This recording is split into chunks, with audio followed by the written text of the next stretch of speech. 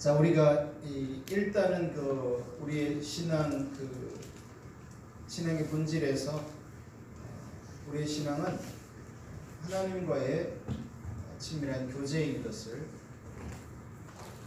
말씀드렸습니다. 하나님과의 친밀한 교제에 있어서 중요한 두 가지가 있었죠. 그렇죠? 하나님을 아는 것, 하나님을 사랑하는 것. 하나님을 알고 사랑하기 위해서는 어떤 삶을 살아야 한다고 했나요? 하나님 얼굴을 구하는 삶. 1번을 해주세요. 2번 하나님의 행하심을 보고 온 삶으로 동참하는 것이 동력자의 삶이라고 했죠. 한마디로 말하면 이 동력자의 삶이 되기 위해서는 또 두 가지가 중요한데, 첫 번째가 전적인 순종, 온전한 신뢰. 또 이 삶을 살기 위해서는 PLO의 삶이 중요하다. Pray, listen, obey. 하나님께 기도하고 하나님께 듣고 obey, 순종하는 삶을 통해서 하나님의 역사에 동참하며 하나님께서 역사하시는 것을 경험할 수 있다. 이렇게 말씀드렸죠. 자, 그래서 첫 번째로 우리의 신앙의 본질은 이렇게 하나님을 알고 사랑하는 하나님과의 친밀한 교제, 하나님의 행하심을 보고 온 삶으로 동참하는 것이 성경이 우리에게 가르쳐주는 신앙생활이라는 거예요. 할렐루야. 우리는 이것을 한마디로 본질이라고 하죠. 본질. 할렐루야. 신앙의 본질이 성경이 좋아요 우리에게 가르쳐주는 신앙입니다. 아멘. 네.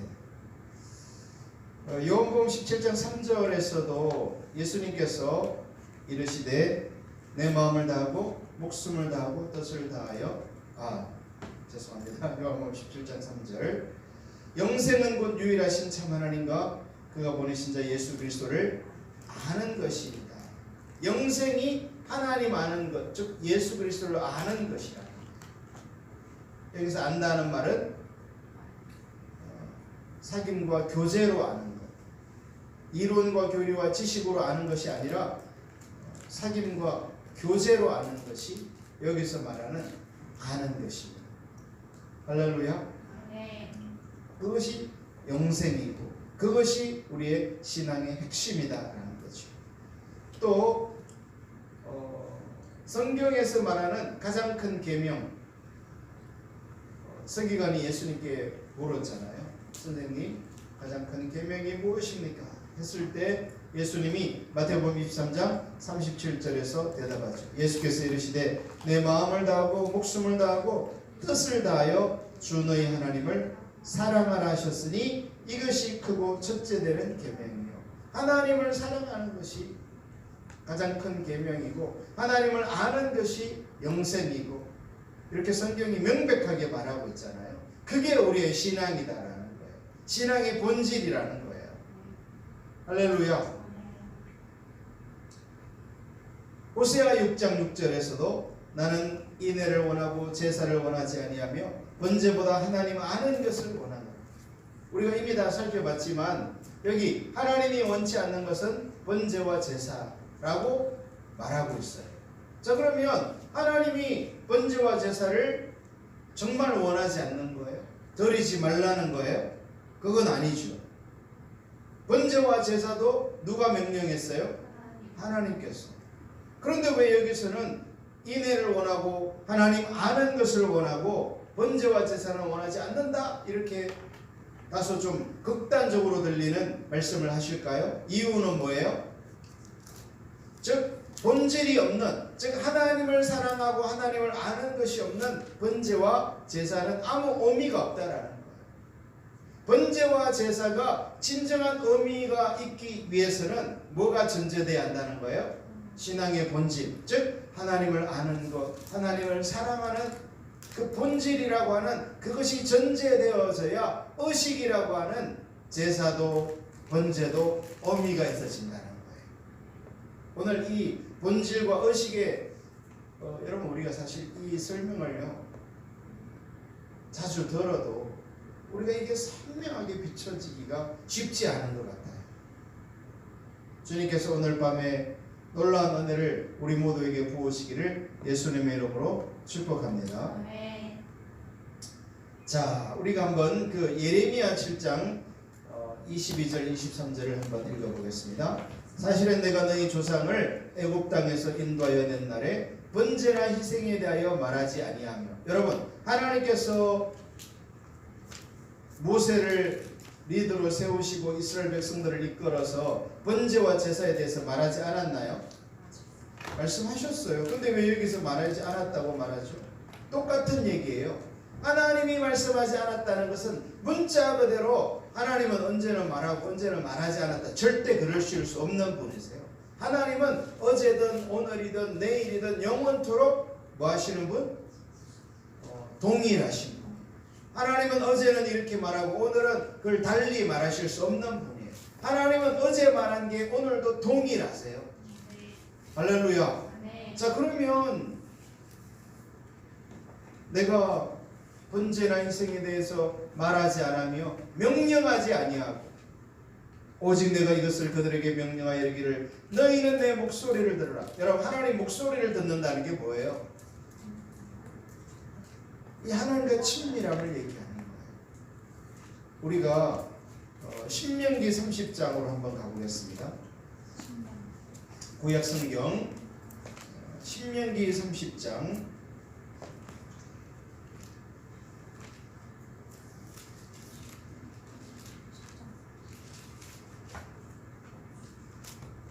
여기에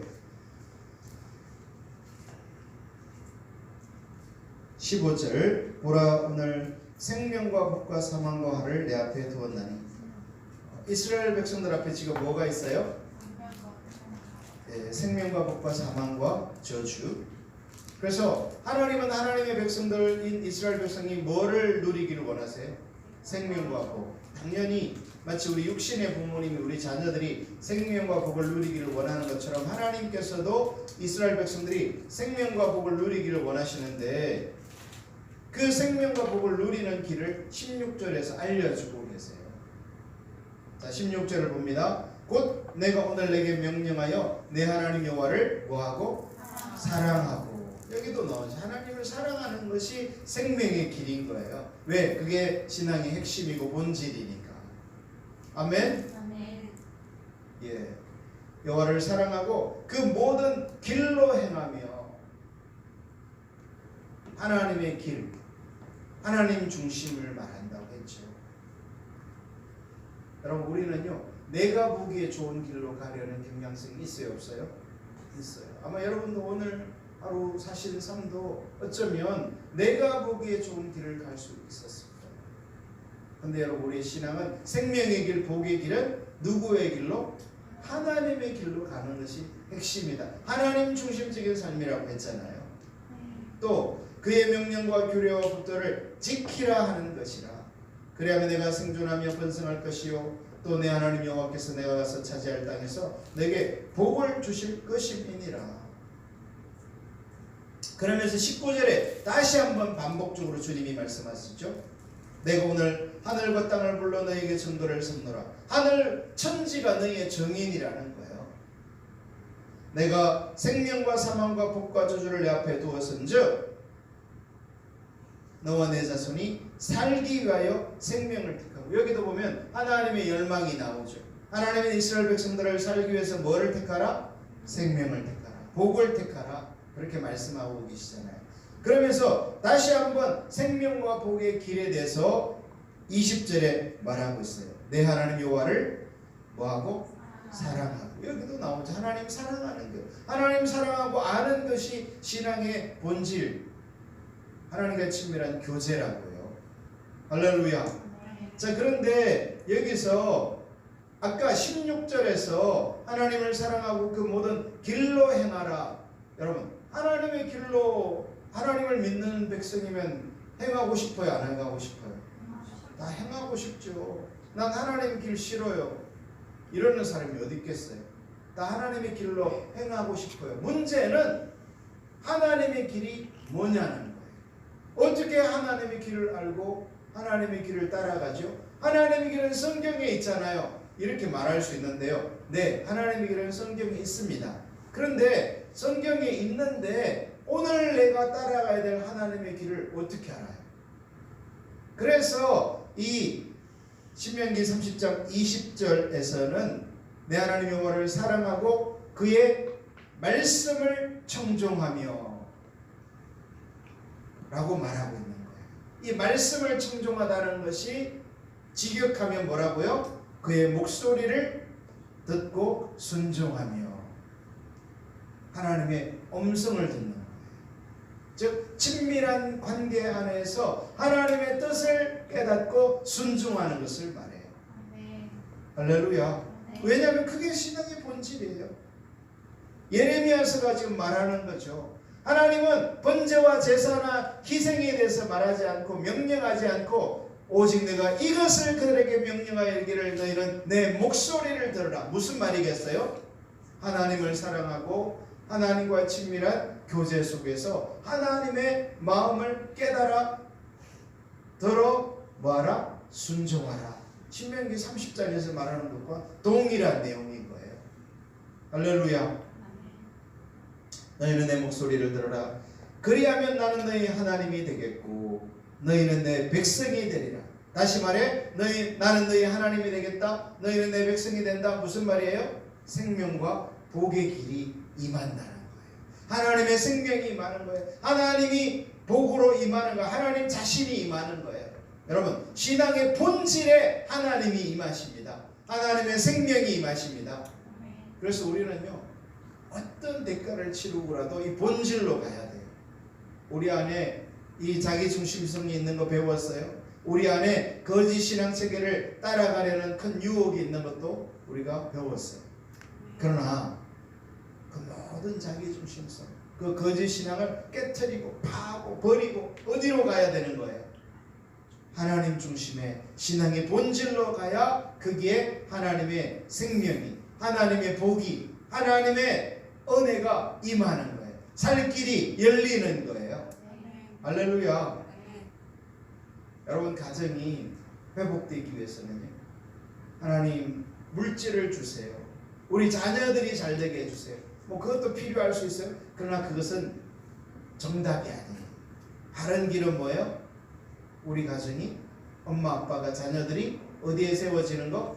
신앙의 본질, 하나님 알고 사랑하는 하나님과 친밀한 교제, 하나님이 앞서가실 때 하나님의 뜻을 비추실 때 순종하고 따라가는 동력자의 삶을 살게 될 때에 거기에 생명과 복이 임하는 거예요. 신명기 30장에서 말하고 있고 예레미야 7장에서 동일하게 말하고 있는 거예요. 할렐루야. 뭐 두 성경에서 말하는 게 아니라 성경 전체가 이걸 말하고 있는 거예요. 여러분 한국교회가 사는 길 뭐겠어요? 뭐 기도 좀 더 하고 성도들이 예배 좀 더 많이 드리고 헌금 좀 더 드리고 봉사 더 많이 하는 거 아니에요. 그거는요, 그것도 필요해요. 중요해요. 그러나 어디로 돌이켜야 되는 거예요? 본질, 신앙의 본질, 하나님을 알고 사랑하는 친밀한 관계 안으로, 교제 안으로 돌이키는 게 한국교회가 회복되고 살아나고 부흥이 임하는 길이에요. 우리 등대교회 대안학교 다니엘 크리스찬 학생들 여러분이 살 길이 신앙의 본질 가운데 여러분의 신앙을 세우는 거예요. 여러분 그러면 여러분 개인이 평생을 살고 하나님이 함께 하시고 하나님의 은혜와 생명이 임하고 할렐루야. 놀랍잖아요. 여러분 우리 등대교회가 사는 길, 회복되는 길, 이 신앙의 본질에 세워지는 거예요. 여러분 등대교회는 많은 성도들이 그냥 신앙의 본질은 알지 못한 채 그냥 자기중심적으로 자기 자원으로 살면서 자기 목적을 따라 살면서 자기 방법을 따라가는 그런 성도들이 많이 모이는 그런 교회가 되는 게 하나님의 뜻이 아니에요. 오히려 신앙의 본질의 기준이 강력하게 세워져서 신앙의 본질에 서기를 원치 않는 사람들은 여러분 하나님께서는요 의도적으로 흔들릴 만한 모든 것들을 흔들어 버리십니다. 저는 지금 한국에 일어나는 이런 사태들 아니면 전 세계에 일어나는 이런 사건들도요, 하나님께서 하시는 영원한 것들을 세우기 위한 과정이라고 믿습니다. 흔들릴 만한 것들을 흔들어 버리는 거예요. 여러분, 하나님의 복과 생명만이, 신앙의 본질만이 흔들리지 않는 유일한 길입니다. 이것을 볼 수 있는 안목이 열리기를 예수님의 이름으로 축복합니다. 여러분, 목회자도 저도요, 이게 보여지는 게 관건일 것 같아요. 이게 안 보이면 저는 금방 교회 성장이나 사람 많이 모이는데 관심이 금방 가고요. 우리 성도님들은 당연히 세상이나 돈 더 많이 버는데 관심이 가겠죠. 여러분, 아닙니다.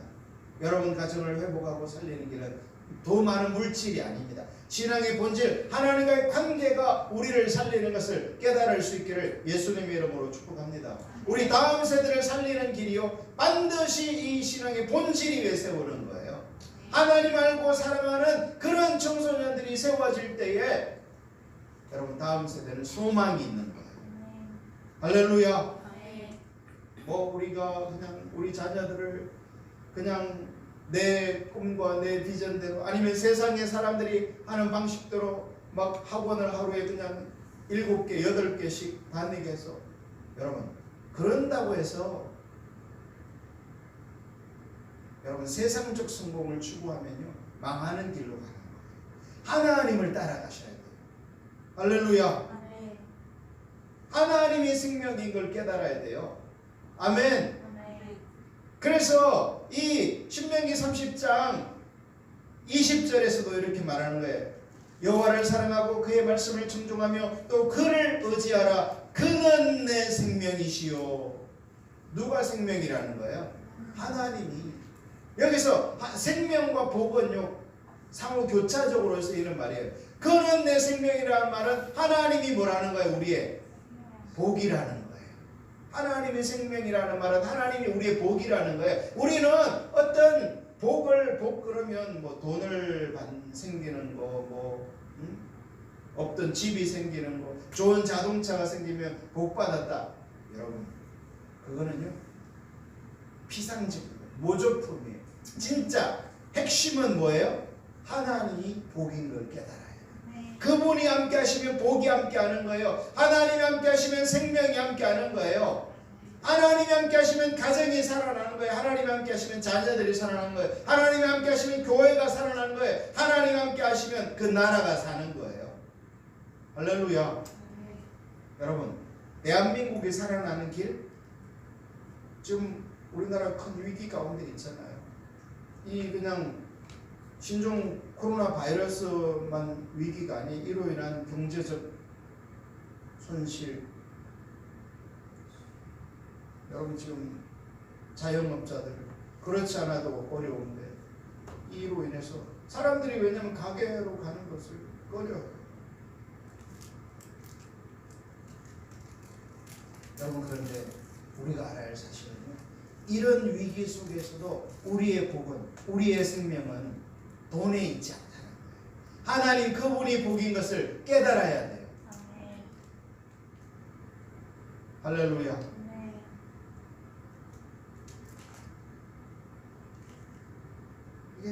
이게 보여지는 게 관건. 우리 청소년들에게 이게 보여지는 게 관건이에요. 우리 가정에서 유튜브를 시청하시는 성도 여러분, 이것이 비춰지는 게 우리가 사느냐 죽느냐의 문제예요. 너희 앞에 생명이 있고 사망이 있다라고 주님이 분명히 말씀하셨어요.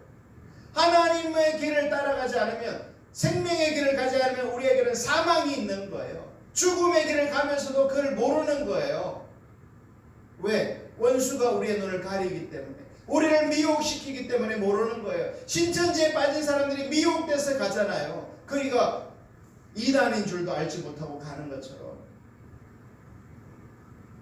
여러분, 이 신앙의 본질의 길에 떠나서 자기 중심으로 가는 것은 신천지에 빠지는 것보다 훨씬 심각한 문제인 것을 깨달아야 돼요. 할렐루야. 동대교회가 사는 길, 우리 성도들이 사는 길, 신앙의 본질 위에 세워지는 거예요.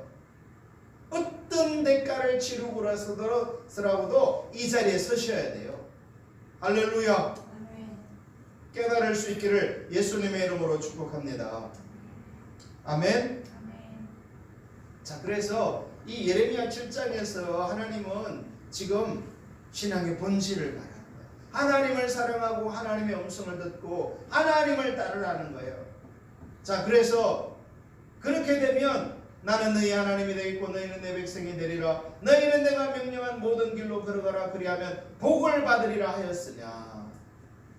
이스라엘 백성들이 그 길로 가기를 거부하고 싫어하는 거죠. 여러분, 우리 안에는요 다 자기중심성이 있기 때문에 거짓 신앙책에 신앙에 대한 왜곡된 이해가 있어서 의식 잘하면 내 자원이 많으면 신앙이 좋은 것으로 착각할 수 있어요. 할렐루야. 거기서 돌이켜져야 합니다. 깨어져야 합니다. 회개가 일어나야 돼요. 성령의 빛이 선명하게 비춰져야 돼요. 그래서 우리 영혼이 막 살아나는 거예요. 회복되는 거예요. 하나님이 함께하는 사람이 되는 거예요. 할렐루야. 아멘. 자, 그러면 여기서 이제 우리가 하나 크게 짚고 넘어가야 될 부분이 뭐냐면, 이렇게 본질이 중요하고 본질이 있을 때만 생명과 복이 넘친다고 하니까, 그러면 의식은 필요 없는가? 의식은 안 해도 되는가? 이렇게 오해할 수 있어요. 왜냐하면 뭐를 강조하다 보니까? 본질을 강조하다 보니까 의식은, 즉 의식이라는 것은 기도하는 거, 말씀 읽는 거, 공부하는 거, 헌금 드리는 거, 봉사하는 거, 또 예배에 나와 드리는 거, 이 모든 게 다 의식이거든요. 본질을 담기 위한 수단이라고 했죠. 그런데 그러면 본질이 그렇게 중요하고 핵심이고 하나님의 복과 생명이 본질에 임한다면 의식은 그러면 필요 없는 것인가? 안 해도 되는 것인가? 어떤 사람은요 본질을 강조하고 본질만이 중요한 것이다라고 하니까 그러면 주일날 그러면 부부가 등산 가버렸다고 하잖아요. 그거는 잘 이해한 거예요? 아니요. 지금 무슨 말을 하는지 못 깨달은 거예요. 오해한 거예요. 여러분, 의식도 중요합니다. 따라합시다. 의식도 중요합니다. 의식도 하나님께서 명령하신 겁니다.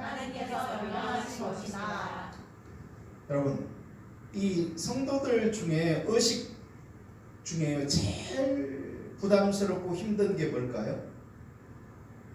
성도들이 신앙생활하면서 의식 가운데 제일 힘들고 부담스러운 게 뭐예요? 어떻게 그렇게 잘하세요? 학생인데도 그래요? 네, 맞아요. 사실이요. 이 의식 중에서 제일 성도들이 힘들어하고 부담스러워하는 게 헌금이라는 의식이에요. 자, 그러면 여러분이 예를 들어서 나는 신앙의 본질이 중요해. 하나님은 본질의 생명과 복을 주셔. 이렇게 하면서 만약에 11조도 안 한다. 그런 신앙을, 그 의식을 안 하고 있다. 그러면 어떻게 되는 걸까요? 그거는 뭐를 나타내는 거예요? 그거는요, 내가 전혀 의식 중에 가장 기본인 11조도 안 한다는 것은요, 내가 전혀 본질을 모른다는 뜻이에요. 할렐루야. 왜냐하면 본질이 있으면 의식은 하게 되는 거예요, 안 하게 되는 거예요? 의식은 반드시 하게 되는 거예요. 물론 제가 말하는 문제는 뭐냐면 본질 없는 의식만 강조할 때 그것이 율법주의라는 거짓 신앙, 신앙에 대한 왜곡된 이해가 된다는 거예요. 아멘. 그러나 참된 신앙, 본질이 있는 하나님과의 친밀한 교제, 관계가 있는 그 신앙이 되면은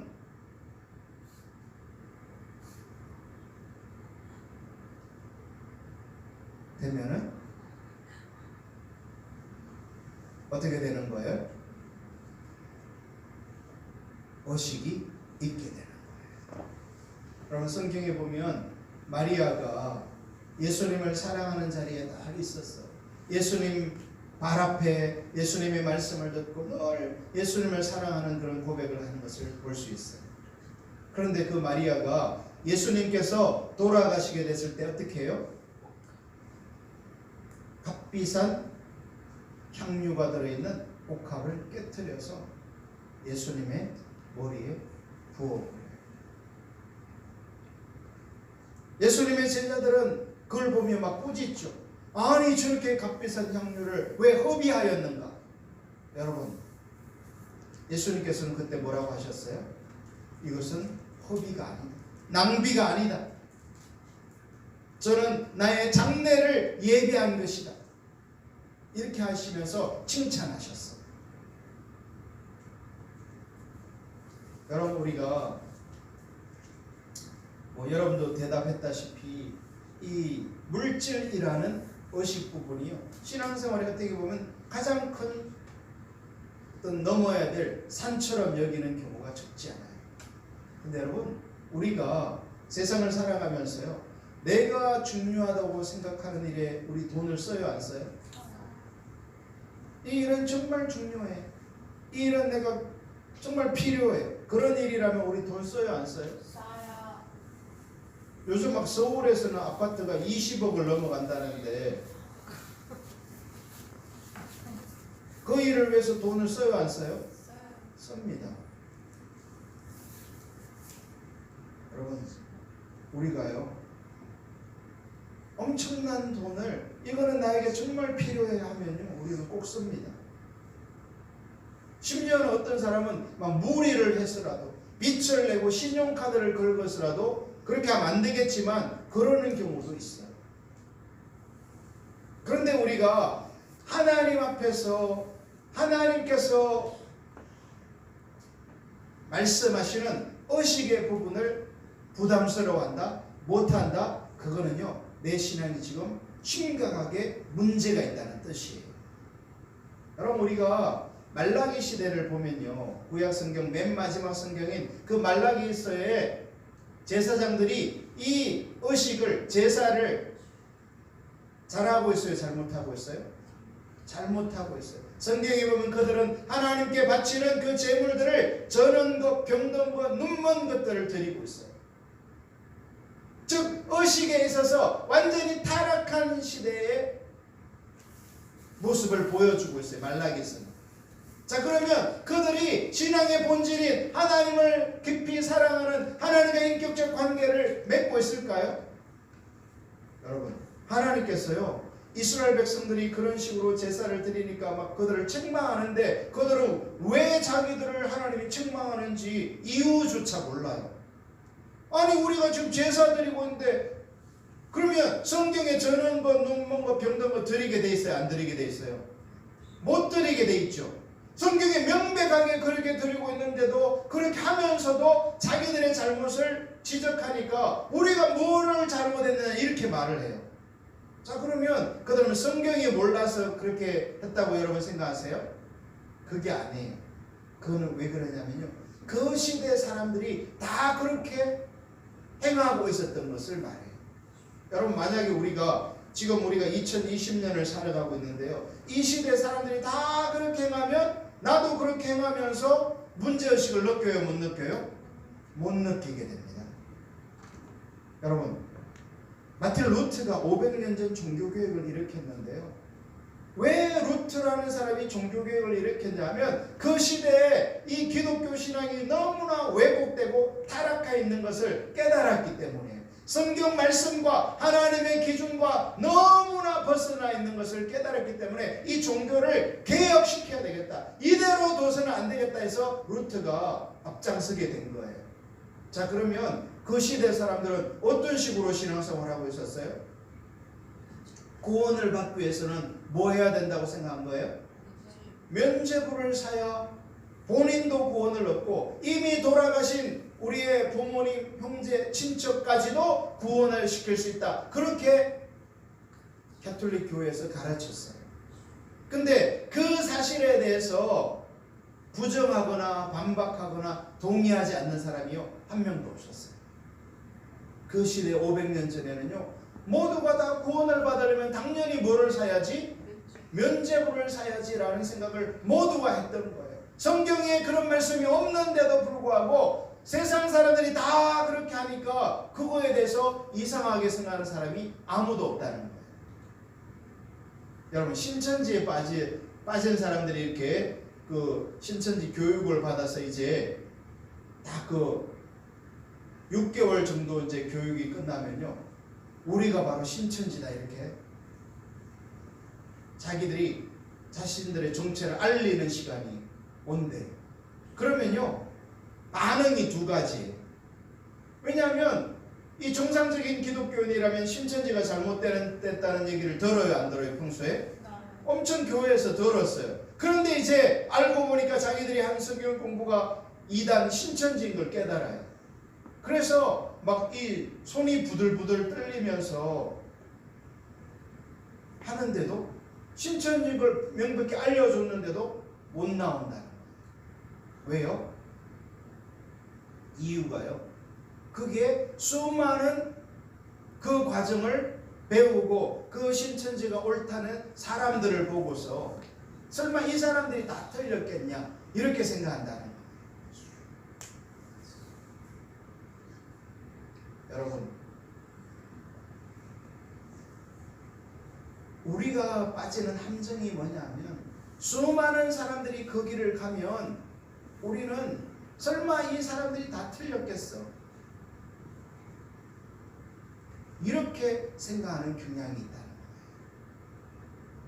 여러분 그래서 말라기 시대 제사장들은 하나님께서 명백하게 온전한 것을 제물로 드릴 것을 말씀하고 있음에도 불구하고 그 시대 사람들이 다 그렇게 하고 있기 때문에 자 그러면 그 시대 사람들은 왜 저놈도 눈먼 병든 제물을 드렸어요? 왜? 본질에서 점점점 떠나 있다 보니까 여러분 이 번제만 하더라도 이 짐승을 태워서 그 향기를 드리는 제사거든요. 그러면 이 신앙이 타락해 있는 본질에서 천리말리 떠나 있는 제사장들 입장에서 이 어차피 태워 하나님께 이 연기로 드리는 제사인데 그러면 좀 전다고 해서 눈 멀었다고 해서 병들었다고 해서 차이가 뭐냐는 거예요. 그 뭐 고기를 먹는 것도 아니고 태워서 냄새를 드리는 제사인데 그래서 그런 영역에 조금씩 타협하다 보니까 그 의식 자체가 완전히 왜곡된 의식마저도 철저히 버려버리는 그런 자리에 가는 거예요. 여러분 오늘날 이 신앙의 본질에서 떠난 성도들이요 의식을 힘겨워합니다. 주일 성수를 힘들어합니다. 그래서요 이 신앙이 그냥 대부분 성도들이요 주일날 교회 한 번 가는 것으로 끝내버립니다. 여러분 우리가 주일날 교회 한 번 하는 것으로 내 신앙이 제대로 하는가의 이 본질에 있을 수 있을까요? 그러면 얼마나 좋을까? 많은 성도들이 이 본질적 영역의 십자가 복음을 배우고서 안 된다 그래요. 왜 십자가 복음을 배우고 또 배웠는데 내가 그렇게 신앙의 본질이 옳다고 하는데 왜 내 삶이 안 되냐 이렇게 고민해요. 여러분 왜 그런지 아세요? 여러분 이것이 우리가 배웠다고 되는 게 아니에요. 우리가 배운 이 신앙의 본질 하나님을 찾고 구하고 열망하는 자에게 하나님이 친밀함으로 임하는 것입니다. 할렐루야. 우리가 뭐 그저 이론만 배우고 지식적으로 십자가 복음을 알게 했다고 해서 본질이 되면 얼마나 좋겠어요. 여러분 사람들이 세상에서 바쁘죠. 직장생활도 해야 되고 사업도 해야 되고 더군다나 요즘 같은 이런 심각한 불경기에 정말 고민이 많죠. 그러다 보니까 어떻게 사업을 성공시킬까 어떻게 돈을 벌까 고민하고 거기에 몰두하다 보면요 하나님 찾을 시간이 사실 거의 없을 수 있어요. 그러면서도 이런 말씀을 들으면 그래 신앙의 본질이 오라 거리로 가야 되는데 하다 보면요 이 신앙의 실제는 결코 안 됩니다. 왜냐하면 주님을 찾는 자에게 하나님이 오시는 것이 이게 신앙의 법칙이기 때문에 그래요. 할렐루야. 문을 두드리는 자에게 열어주시는 거예요. 찾는 이가 찾는 거예요. 아멘. 그저 이론과 교리와 지식이 있다고 해서 이 하나님을 알고 사랑하는 자리가 됐으면요 예수님 당시 바리새인들은 벌써 그 삶이 됐을 거예요. 예레미야 시대 이스라엘 백성들은요 아직 말라기 시대와 같지 않아요. 그들은 의식이 많았어요. 말씀드린 것처럼 에티오피아까지 가서 향품을 구하고 인도까지 가서 이 하나님께 향유를 드리는 그 정성이 있었기 때문에 이 의식은요 출중했을 그런 시대예요.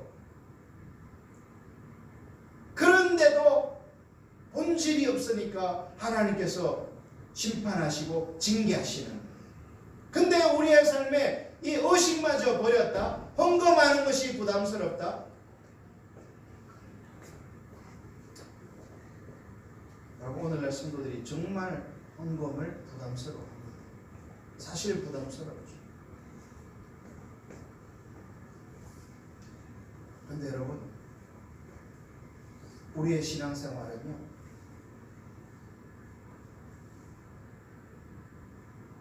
헌금 정도가 아니라 우리의 생명을 주님을 위해서 드리는 게 성경이 우리에게 말하는 신앙생활이에요. 할렐루야. 아무든지 나를 따를 자들은 날마다 자기를 부인하고 십자가를 지고 나를 따르라 주님 말씀하셨어요. 십자가가 무슨 목걸이입니까? 귀걸이입니까? 그런 얘기가 아니에요. 목숨을 걸고 나를 따르라 하는 얘기예요. 할렐루야. 여러분 우리가 지금 여기서 치르는 대가는 아무것도 아닌 거예요. 여러분이 뭐 목숨을 내놨어요? 뭐를 내놨어요? 오히려 여기서 너무 잘 먹어가지고 그냥 살이 그냥 다 3kg씩은 쪘어요.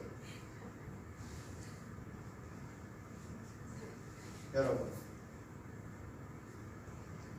정말 우리가 이 의식조차 소홀히 하고 있다는 것은요 내가 얼마나 본질에서 떠나 있는가를 드러낼 뿐이에요. 할렐루야. 문제는 그 의식을 아무리 잘해도 뭐가 없으면 본질이 핵심이기 때문에 본질이 없는 것이 신앙이 문제라는 거예요. 할렐루야. 신앙이 왜곡되면 왜곡될수록 사람들은 의식만으로 하나님 내가 주일 성수 잘하니까 됐죠. 내가 11조 잘하니까 됐죠. 내가 교회 주일날 가면 헌신 봉사하니까 됐죠 하면서 의식만으로 만족하려는 경향성에 빠지는 거예요. 할렐루야. 의식 중요하다고요. 그러나 그 의식만으로는 신앙이 아니라는 거예요. 신앙은 하나님과의 친밀한 관계가 성경이 가르쳐주는 신앙이라는 거예요. 할렐루야. 그래서 이 둘 다가 있어야 되는 거예요. 할렐루야. 의식은 본질이 있기 위한 수단이에요. 본질도 당연히 있어야 되고 의식도 당연히 하나님이 말씀하신 중요한 것이기 때문에 있어야 하는 거예요. 할렐루야.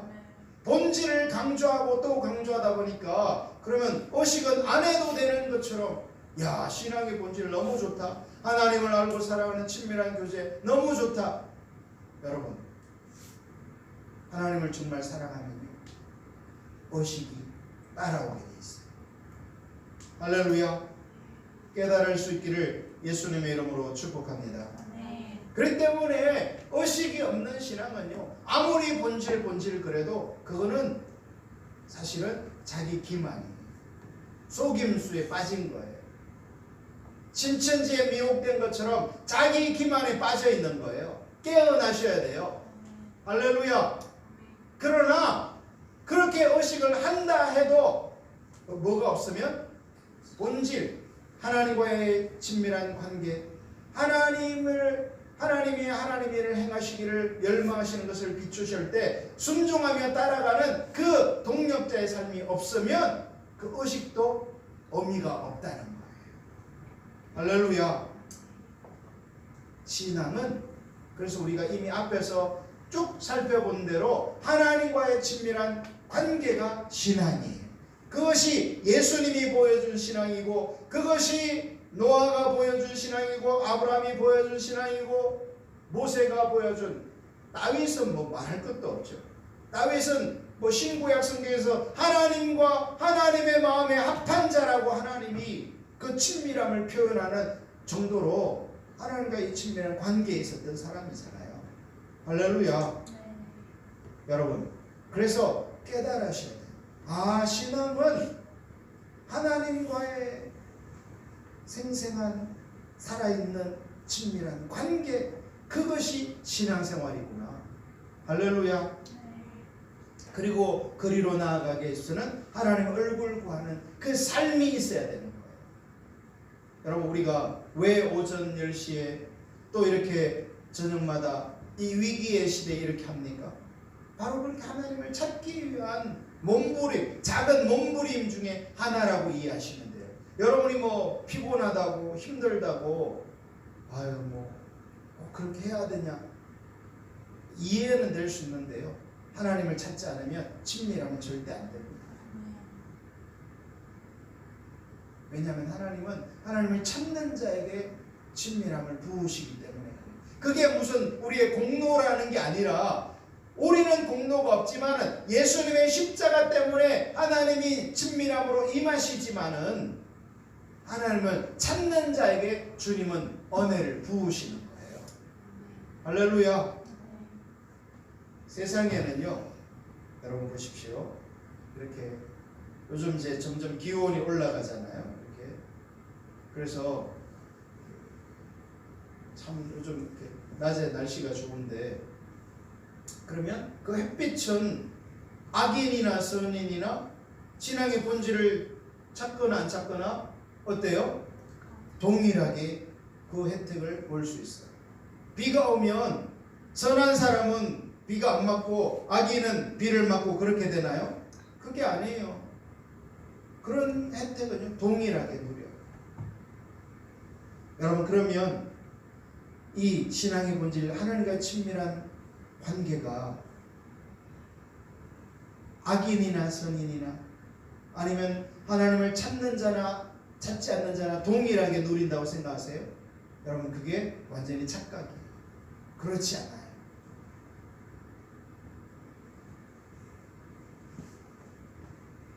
여러분 보십시오. 잘 생각해 보세요. 성경에 보면 하나님의 약속들이 너무나 많이 등장하고 있어요. 오죽하면 성경을 신약, 구약, 오래된 약속, 새로운 약속, 약속의 책이라고 말하고 있을 정도예요. 근데 여러분, 하나님은요, 하나님의 약속들을 창세기부터 계시록까지 하나님의 언약들을 이루세요, 안 이루세요? 이루십니다. 주님이 다시 오신다는 약속, 예수님은 이루실까요, 안 이루실까요? 주님은 반드시 이루십니다. 할렐루야. 구약 성경에서 메시아를 보내겠다고 약속한 그 약속, 하나님이 이루셨어요, 안 이루셨어요? 반드시 이루셨어요. 자, 그러면 많은 사람들은 그렇기 때문에 그렇게 생각해요. 야, 성경에 나를 향한 놀라운 약속이 있는데 내가 신앙의 본질을 구하지 않아도 하나님은 그 약속을 이루실 것이다, 막 이렇게 믿어요. 여러분, 그럴까요? 잘 보세요.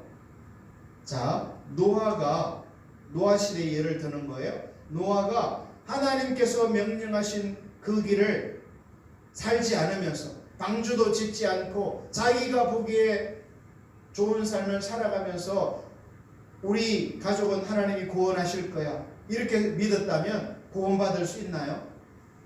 그게 아니에요. 하나님은 하나님의 일을 행하여 가시는데 사람들에게 초청하시는 거예요. 신앙의 본질로 초청하는 거예요. 성경에서 말하고 있는 하나님이 원하시는 하나님 중심적인 삶으로 초청하는 거예요. 그 하나님 중심적인 삶, 신앙의 본질로 초청에 응할 때 그 사람 가운데 하나님의 친밀함이 부어지고 하나님의 은혜와 생명과 보호가 부어지게 되는 거예요. 할렐루야. 여러분 우리가 성경에 보면요, 이 하나님과 친밀함을 추구하지 않는 사람들도 많이 나와요. 예를 들면 뭐 엘리 제사장이라든지 사울 왕이라든지 뭐 많은 사람들이 나오죠. 그러면 그들의 삶 속에 이 하나님과의 친밀함이 끊어져 있는데 어떻게 됐어요? 하나님의 막 생명이, 하나님의 약속들이 막 이루어지고 있어요? 그렇지 않아요. 하나님은 하나님의 일을 면면하게 이루세요. 그러나 그 시대에는, 사울 왕의 시대에는, 엘리 제사장의 시대에는 어떻게 되나요? 막 전쟁이 일어나서 적에게 패하는 일이 일어나고, 막 법궤가 빼앗기고, 아들들이 전사하고, 막 이런 일들이 일어나는 거예요. 하나님의 보호와 생명이 하나님의 백성이에요. 그런데 그 하나님의 생명이 있다고 말할 수 없어요.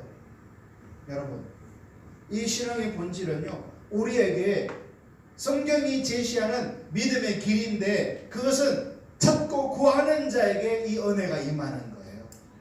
할렐루야. 여러분이 뭐 또 본질이냐, 또 십자가 복음이냐, 여러분 그거 사단의 소리입니다. 우리가 겸손하게 엎드려 우리의 온 마음을 드리면서 은혜를 구하셔야 돼요. 할렐루야. 여러분 우리가 이미 살펴본 대로 우리 안에는요, 자기 중심적으로 살고자 하는 그 타락한 본성이요 강력하게 있어요. 마치 배가 고프면 먹어야 되는 그 식욕보다 더 강력한 것이 자기 중심성이에요. 하나님을 떠나서 내 중심대로 살고자 하는 강력한 욕구가 우리 안에 있다고요. 여러분이 피곤하면 주무셔야 되잖아요. 조금 있다가. 여러분 그 피곤하면 잠이 오는 그 욕구보다 훨씬 강력한 것이 인간에게 있는 자기 중심성이에요. 하나님 중심을 떠나서 신앙의 본질을 떠나서 내가 보기에 옳은 길을 가고자 하는 그 강력한 본성이, 타락한 본성이 우리 안에 있다는 걸 인식하셔야 돼요. 여러분 그 가운데서 하나님이, 내가 예수님을 믿는다고 고백한다고 하나님이 동력자로 역사하실 줄로 아세요? 지금 내 중심으로 살아가고 있는데, 내가 보기에 좋은 길로 가고 있는데, 내 의를 의지하는 삶을 살아가고 있는데 하나님이 막 생명으로 성경이 약속하고 있으니까 그 일이 일어날 거라고 생각하세요? 그게 아니에요. 하나님은 하나님을 찾는 자에게, 하나님께로 돌이키는 자에게 은혜를 부으세요. 할렐루야.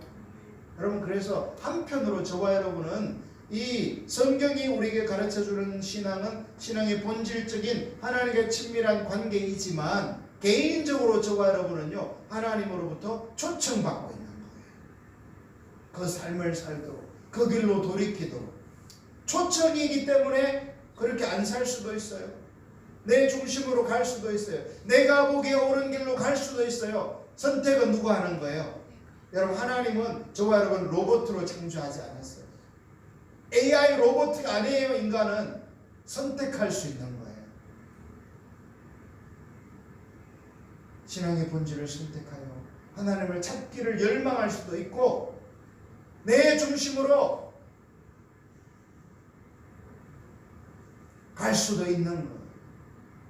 본질은 없으면서도 의식만 가지고 그것이 신앙이라고 생각할 수도 있는 거예요. 거짓 신앙책에 빠진 건데도 그것을 선택해서 가는 거예요. 여러분 한국의 교회들이, 한국의 목사님들이 이 본질을 깨닫는다면, 목사님들만이라도 이 길을 가면요 한국은 소망이 있는 거예요. 아멘. 그러나 심지어는 목사님들조차도, 사모님들조차도 성경이 우리에게 가르쳐주는 신앙이 본질의 신앙, 하나님과의 친밀한 교제요 앞서가시는 주님을 믿음으로 따라가는 것인 줄로, 그것이 신앙의 본질인 것을 깨닫지 못하는 분이 적지 않아요. 그저 내가 주님의 종이 되었으니까 내 나름대로 내 관점으로 내가 열심히 교회를 키우고 키우고 성장시키고 열심히 전도하고 열심히 신방하고 열심히 기도하고 그러면 내가 목회 잘하는 줄로 생각해요. 그래서 또 교회가 성장한다면 더 그런 생각을 많이 하겠죠. 여러분, 그렇게 열심히 하는 게 중요합니다. 할 필요가 없다는 얘기가 아니에요. 그러나 그 열심은요, 언제 의미가 있어요? 신앙의 본질이 있을 때 의미가 있어요. 본질에서 떠나서 자기 중심성이 되어서 얼마든지 그렇게 열심히 할 수 있어요.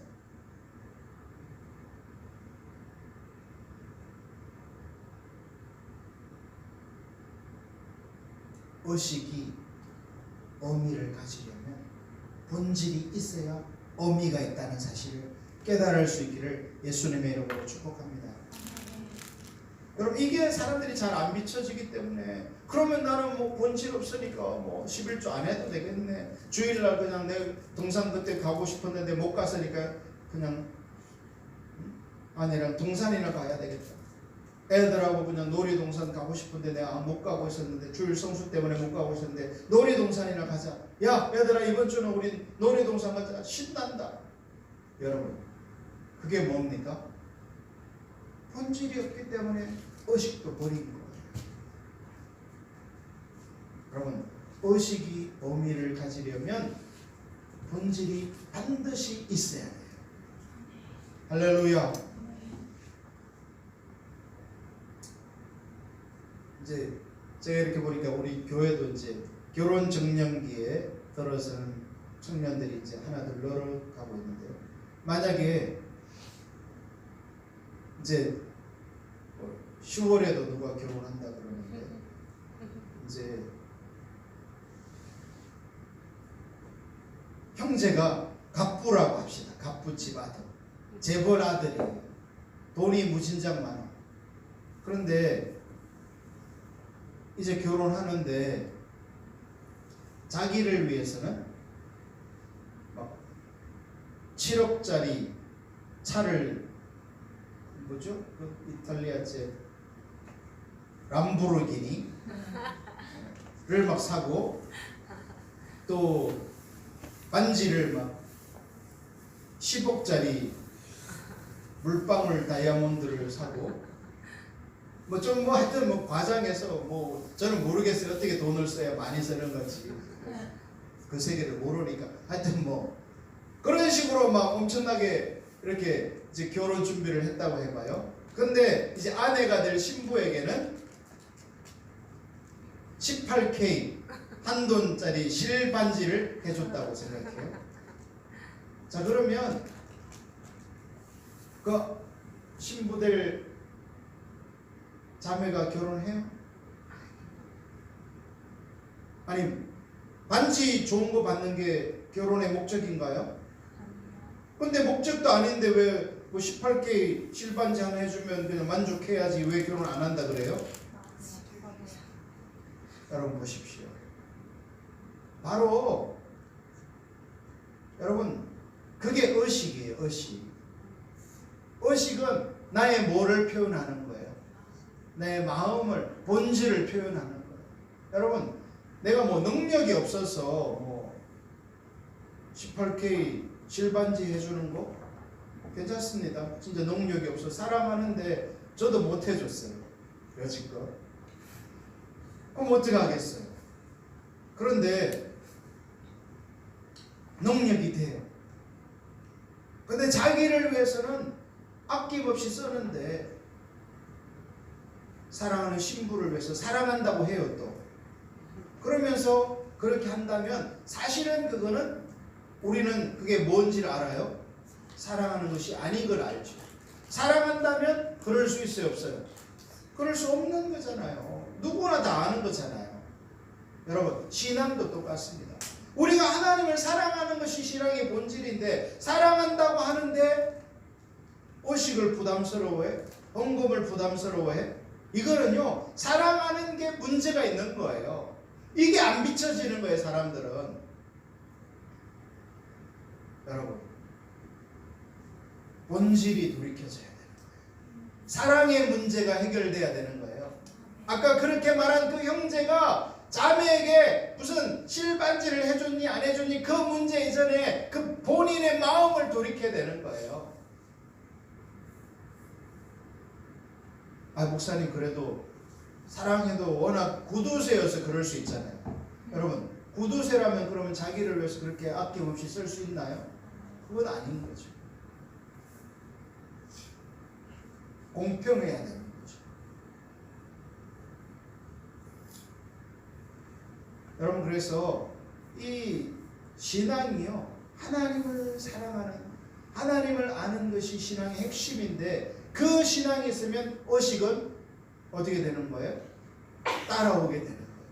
여러분, 제가 제 아내랑 데이트할 때 사실 저는 뭐 월급을 얼마 받지도 못했어요. 그 당시 오래전 얘기고, 또 전도사였으니까 당연히 뭐 30만 원인가 그렇게 받았는데, 여러분, 제가 그 돈을 제 데이트하는 아가씨에게 다 줘버렸어요. 나는 그냥 손가락을 빨지라도, 왜? 내 마음을 그냥 표현하고 싶은 거예요. 좀 과하긴 했죠. 제 입장에서는 돈이 과하다는 게 아니라 규모 없는 삶이긴 했으니까. 여러분, 저와 여러분이 행복해야 될 것이 하나님과의 친밀한 사랑의 관계, 이것이 성경이 우리에게 말하는 핵심이에요. 근데 성경에는 많은 시대의 사람들이 이 본질에 서지 못하고, 그것을 깨닫지 못하고, 거짓 신앙, 신앙에 대한 왜곡된 이해인 뭐가 있으면, 의식이 조금 있으면 그것이 신앙이 있다라고 생각하는 그런 경우도 적지 않았고요. 아예 의식 자체를 버려버린, 그러니까 본질도 없고 의식도 없는 그런 시대도 적지 않았어요. 여러분, 제가 이렇게 진단해 보면요, 우리가 살고 있는 이 시대는요, 본질은 거의 찾아보기 힘들고 의식마저도 점점 버리는 시대가 아닌가, 그런 진단을 합니다. 여러분, 본질이 회복돼야 합니다. 그리고 뭐가 따라와야 돼요? 의식은 본질이 있는 곳에는 반드시 따라오게 되는 것입니다. 할렐루야. 그래서 성경에서 말할 때 하나님을 떠났다라는 이런 표현들이 많은데, 특히 이사야 1장 4절 같은 경우에 슬프다 범죄한 나라요, 허물 지은 백성이요, 행악의 종자요, 행위가 부패한 자식이로다. 이 말씀 들으면 엄청 문제가 많은 신앙이잖아요. 여러분, 근데 이때에도요, 이렇게 말하던 때에도 의식은 대단했다는 사실이에요. 근데 왜 이렇게 말하고 있어요? 뭐에서 떠났으니까? 신앙의 본질에서, 즉 하나님을 알고 사랑하는 그 관계에서 떠나 있으니까 이렇게 엄청난 책망을 하고 있는 거예요. 왜? 본질에서 떠난 것이 하나님을 떠난 것이니까요. 할렐루야. 신앙의 본질에서 떠난 것이 하나님을 떠난 거예요. 신앙의 본질에서 떠나 있는 게 하나님을 버린 거예요. 할렐루야.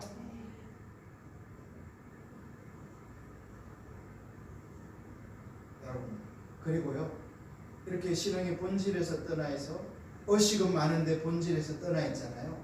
그럼 이제 시간이 흐르면요, 어떻게 될까요? 그 의식마저도 버리게 됩니다. 언제나 그런 점에서 이 한국교회가 의식마저도 부담스러워하고 힘들어한다는 것은 사실은 그게 시사하는 바가 큽니다. 본질은 이미 버렸고 의식마저도 점점 떠나고 있는 그런 상황으로 굉장한 위기죠. 여러분, 그렇게 되면 신명기 30장에서 말하는 생명을 택하라, 복을 택하라, 너희는 살기 위해서 나에게로 돌아오라, 나를 사랑하라, 내 음성을 듣고 순종하라, 주님이 그렇게 말씀하시잖아요. 거기서 점점점 떠나있기 때문에 이제 어떻게 돼요? 사망과 저주의 길을 자신도 모르게 가게 되는 것입니다. 여러분, 그래서 이 본질은요 반드시 회복해야 돼요. 반드시 돌이켜야 합니다. 할렐루야. 왜냐? 본질에서 떠나면 하나님을 떠난 것이기 때문에 이 하나님을 떠난 백성들에게는요 하나님은 항상 징계와 심판을 행하셨어요. 할렐루야.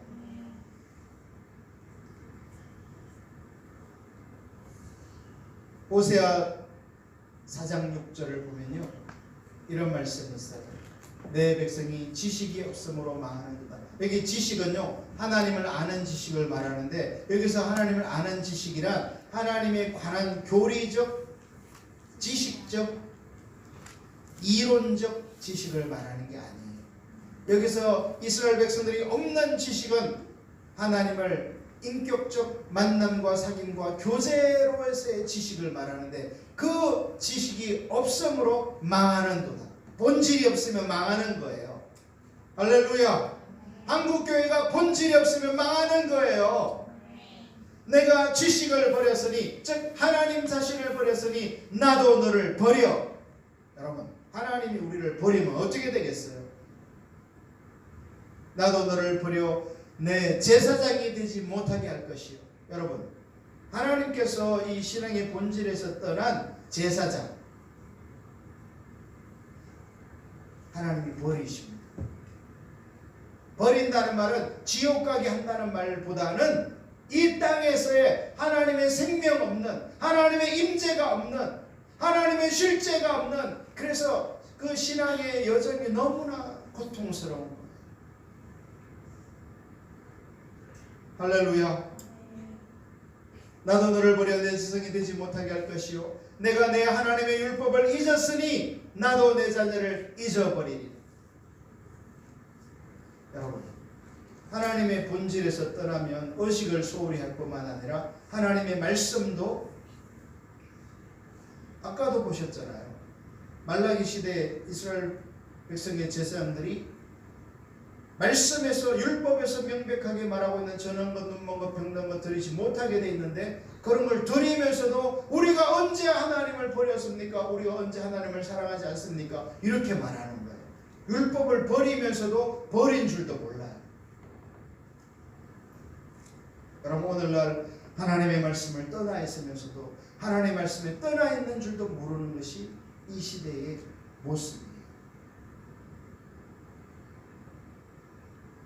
본질로 돌이켜야 합니다. 할렐루야. 여러분, 적지 않은 교회에서요 의식을 하지 않는 것을 하나님 떠난 것이라고 말해요. 당연히 의식하지 않는 것은 본질이 없는 거니까 하나님 떠난 거지만요, 성경이 말하는 무슨 그 이상이다라는 것을 깨달으셔야 돼요. 할렐루야. 성경은 항상 이 본질에 초점을 맞추고 있는 거예요. 하나님과의 관계성을 버린 것을, 항상 하나님을 버렸다, 떠났다, 하나님을 존중히 여기지 않는다, 경외하지 않는다, 그렇게 말하는 거예요. 그런데 신앙이 타락하면요 그렇게 이해하지 않아요. 의식하지 않는 것을 하나님 떠난 것으로 생각하는데요, 그건 너무나 피상적인 이해에 불과해요. 할렐루야. 자, 그래서 우리가 알아야 될 것은 뭐냐면, 본질에서 떠나면 하나님을 떠난 것이기 때문에 거기에는 호세아서에서 말하는 것처럼 하나님의 징계와 심판이 반드시 임하게 되는 것입니다. 할렐루야. 그래서 호세아 6장 1절에서도 이렇게 말하는 거예요. 오라, 우리가 여호와께로 돌아가자. 여호와께로 돌아가자. 하나님 자신에게로, 하나님과의 친밀한 교제로 돌아가자는 거예요. 아멘. 본질로 돌아가자는 거예요. 여호와께서 우리를 찢으셨으나, 언제 찢으셔요? 하나님이 본질에서 떠날 때, 하나님을 버릴 때 징계와 심판이 있다고 했잖아요. 여호와께서 우리를 찢으셨으나 도로 낫게 하실 것이요, 회복이 있는 거예요. 어디로 돌이킬 때? 본질로 돌이킬 때, 하나님께로 돌이킬 때 회복이 있습니다. 여러분, 오늘날 하나님 믿는 백성들에게 회복이 필요합니다. 네. 교회가 회복이 필요합니다. 네. 가정의 회복이 필요합니다. 네. 그러면 하나님 우리 가정 회복시켜 주세요. 하나님 우리 교회 회복시켜 주세요. 이런다고 되는 게 아니라는 것을 아셔야 돼요. 어디로 돌이키면? 본질로 돌이키면 회복은 자동으로 임하는 거예요. 할렐루야. 네.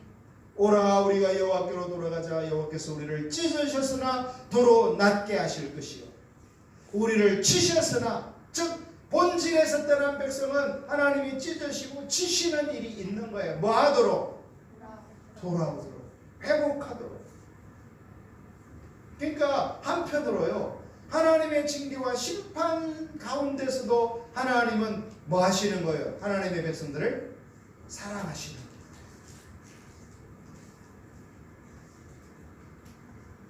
사랑하시는 거예요.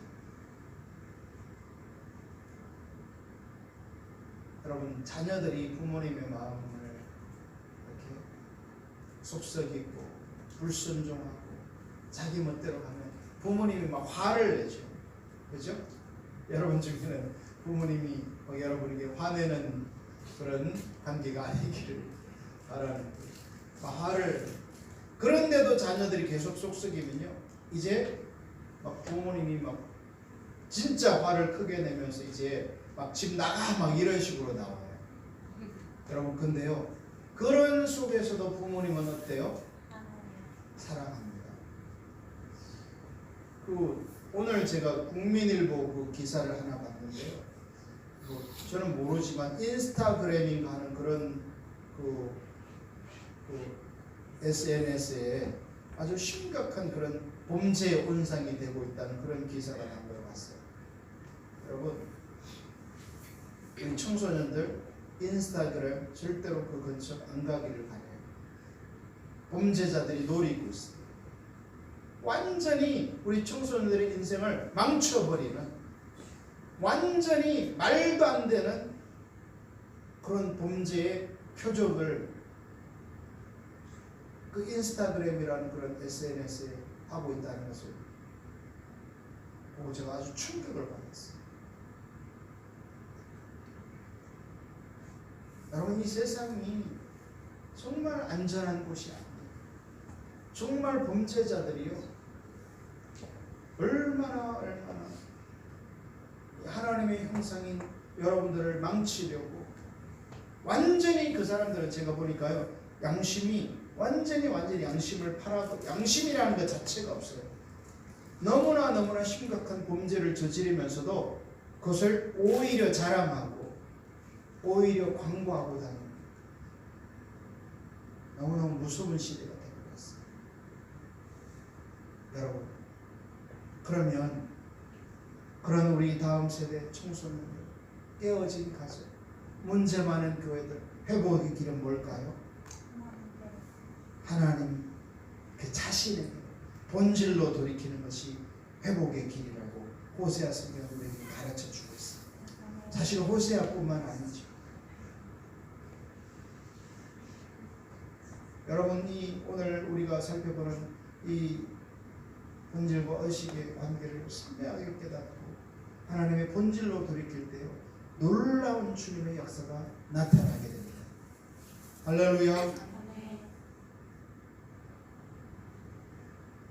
하나님은 저와 여러분을 너무나 사랑하세요. 그래서 우리가 돌이켜져서 회복되고 나아가서 하나님의 부흥을 예비하는 그런 사람이 되기를 간절히 열망하세요. 할렐루야.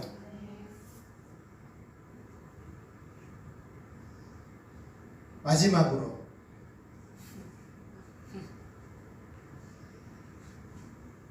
의식으로 본질을 대신해 버린 신앙이 거짓 신앙 체계인 율법주의. 앞으로 우리가 이 부분을 집중적으로 살펴볼 건데요, 신앙은 본질인데 신앙이 왜곡되고 타락해버리면 사람들은 뭐만 가지고? 의식만 가지고 그 의식을 잘하면 신앙이 좋다라고 이해하는 왜곡된 신앙, 즉 거짓 신앙인 율법주의가 등장하게 되는 것입니다. 그 배후에 마귀가 있어요.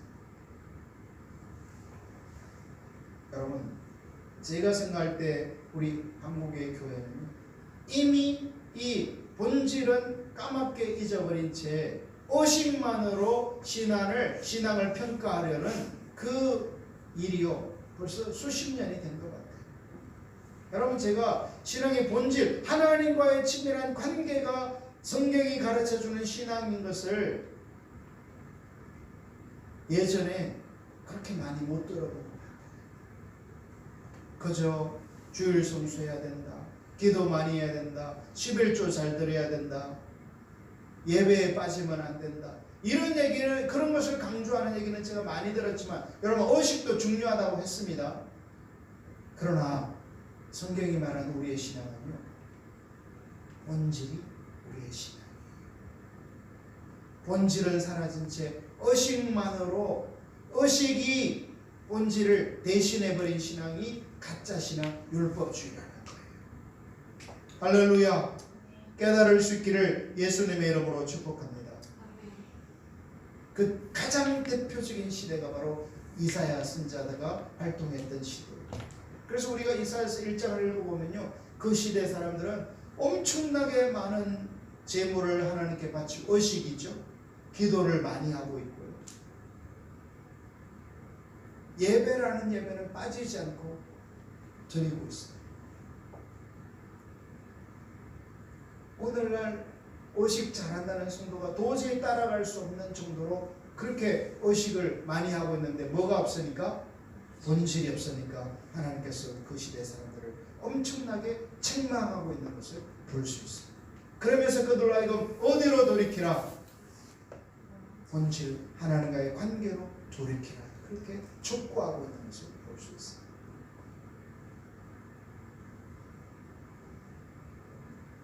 여러분, 사실 우리가 이 율법주의로 대변되는 이 거짓 신앙에 빠지면요, 영적 분별력이 가려지기 때문에 내가 이렇게 거짓 신앙에 빠져 있는지 율법주의에 빠져 있는지 알기가 참 어렵습니다. 그래서 더 돌이키기가 어려워요. 정말 하나님과 내가 많이 필요해요. 여러분, 이 시대에 정말 저와 여러분에게 하나님과 내가 많이 필요합니다. 할렐루야. 제가 이렇게 매일 저녁마다 말씀을 전하다 보니까 목이 굉장히 아파요. 정말 은혜가 많이 필요해요. 근데도 우리가 이 길을 가야 되는 것은 이 본질이 우리를 살리기 때문에, 교회를 살리고 가정을 살리고 우리 자녀들을 살리고 나아가서 이 천안과 아산을 살릴 것을 저는 확신해요. 아멘. 이 대한민국을 살리는 것이 신앙의 본질, 십자가의 복음인 것을 확신해요. 할렐루야.